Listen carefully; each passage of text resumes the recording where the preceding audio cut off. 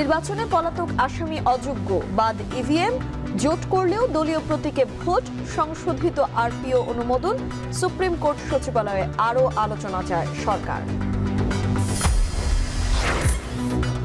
জনগণ রায় দিলে কাগুজে আদেশ গুরুত্ব বহন করে না, মন্তব্য সালাউদ্দিনের। নির্বাচন পেছানোর ষড়যন্ত্রের অভিযোগ ফখরুলের। ইসিতে ৩৬ প্রস্তাবনা।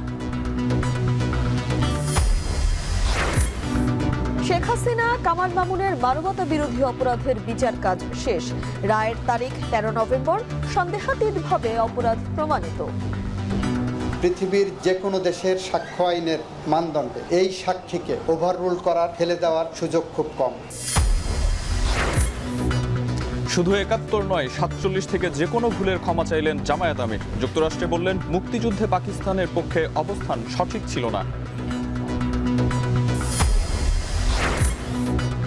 এবং ৫ বছরে ক্রেডিট কার্ডের গ্রাহক বেড়েছে ৭০%। ঋণের চক্রে মধ্যবিত্ত, লেনদেনে সতর্ক থাকার পরামর্শ।